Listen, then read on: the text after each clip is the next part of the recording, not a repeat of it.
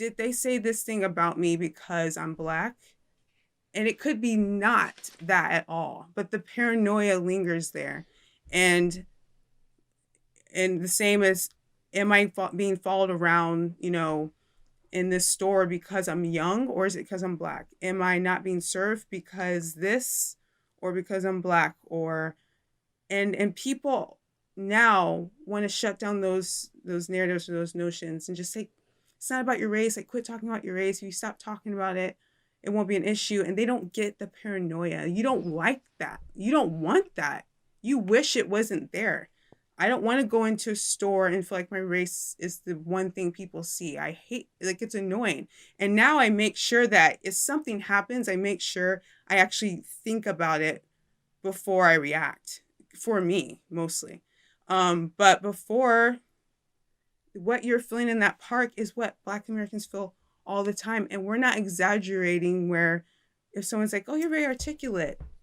Yeah, that I am going to think and I will, the whole script paragraph, you think I'm articulate because you think Black people are stupid. Therefore, you're shocked that I can say a sentence like that. It's just very, and it's annoying. And the thing is like, sometimes, you or someone else that might feel like, oh, I want to interact with this Black family or whoever, and might feel like a tension of don't come over here.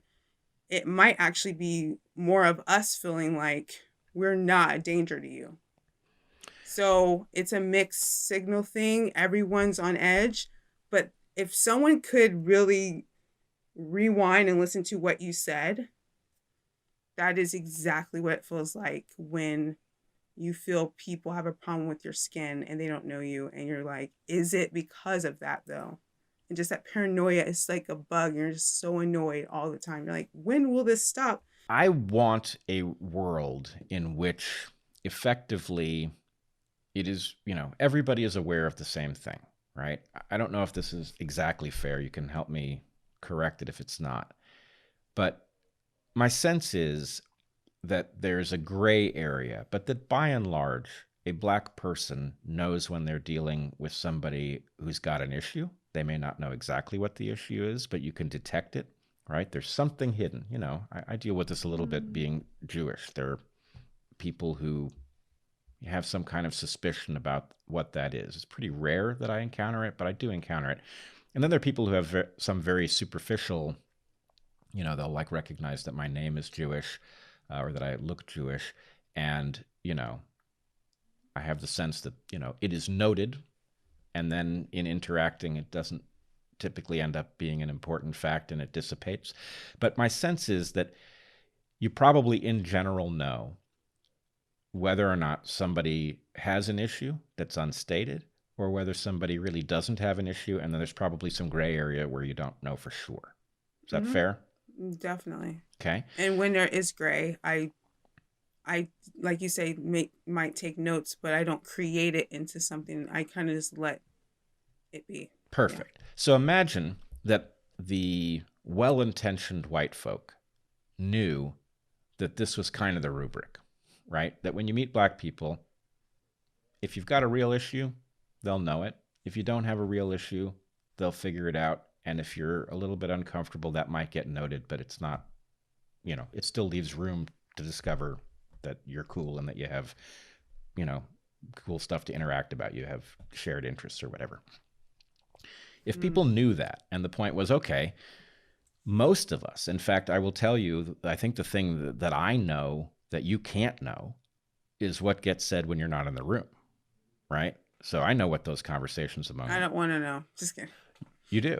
No, I do. In general, you do. Because in general, it's not what you fear, right? I never hear that conversation, or almost never, right?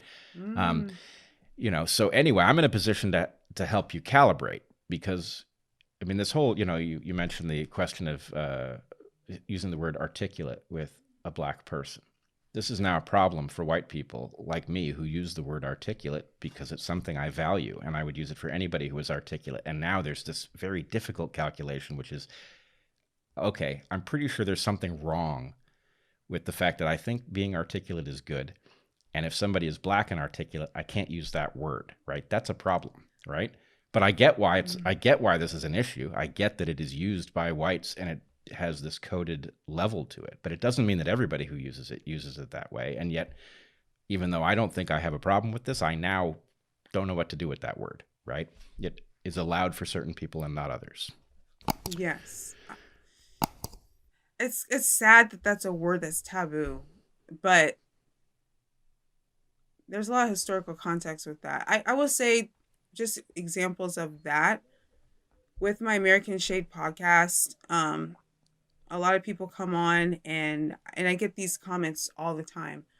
Um, let's just say I might have a bandana on in one of my videos, and that's all they see in the thumbnail.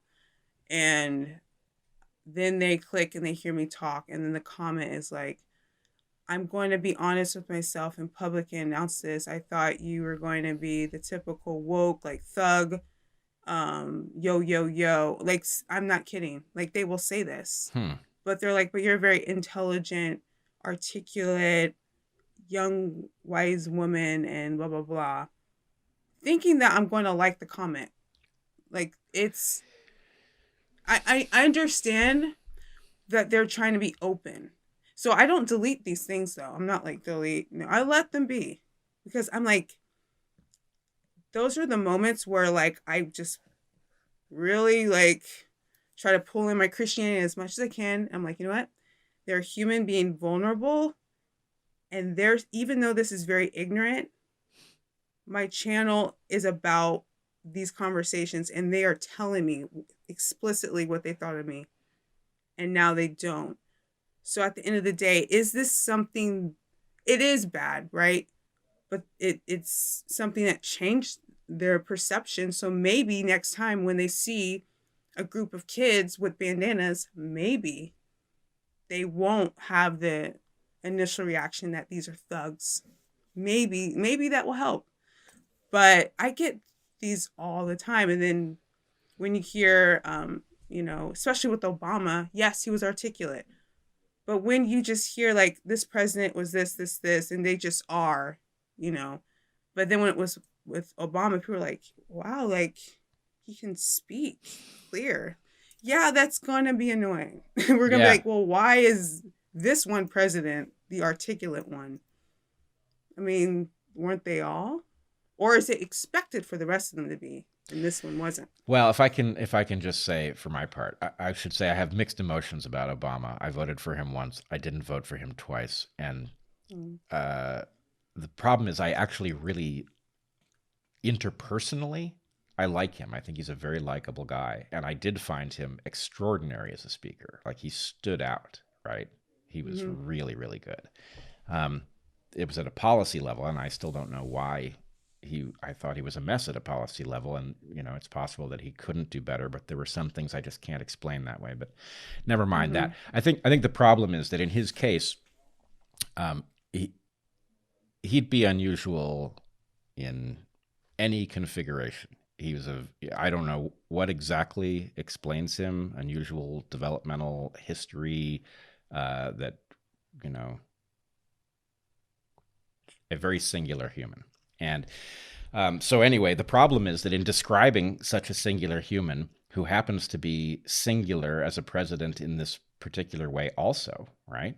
Our first black president, these things get tangled up because no matter what you're doing, you're describing, a 1 in 7 billion phenomenon, right? No matter what. Yeah.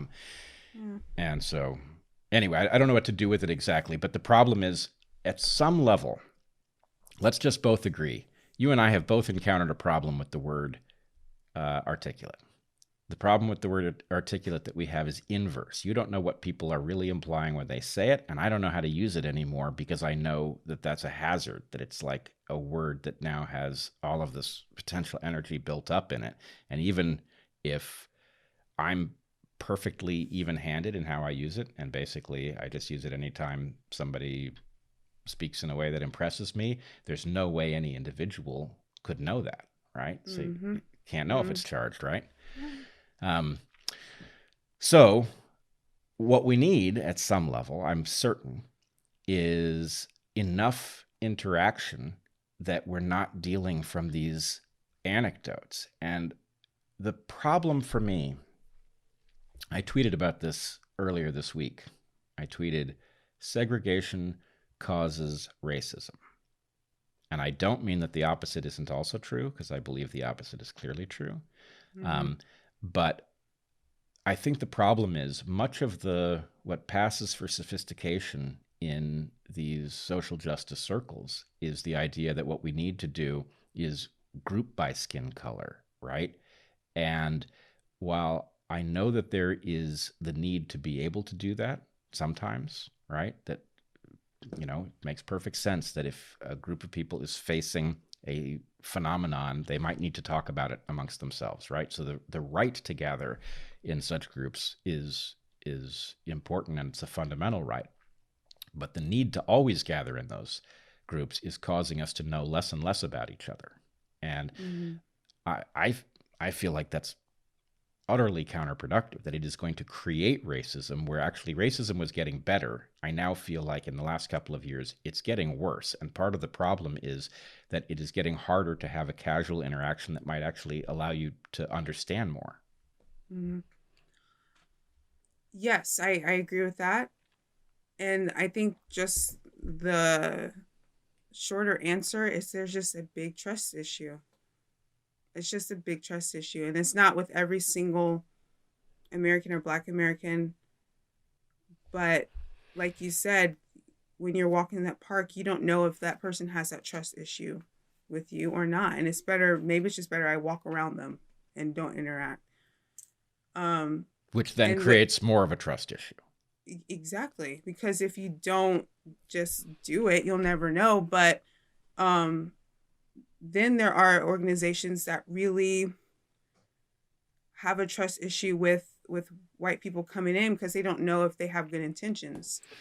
They don't know if they can trust them. They don't know if they're actually another organization trying to infiltrate them or trying to co-opt or whatever. They don't know. So they're like, well, it's better that we just keep it all Black because at least we know that everyone in here is for this cause, and better safe than sorry.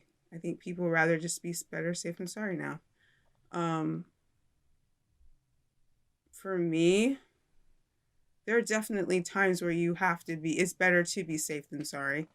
But with conversations, now I will have conversations with anyone and I'll be cautious, but I'd rather be like, dang, that didn't go the way I wanted it to go. Like, I'd rather that than never talking to someone that I might feel might not be receptive to me or whatever. But yeah, I think at the end of the day, it's a trust issue. And I don't know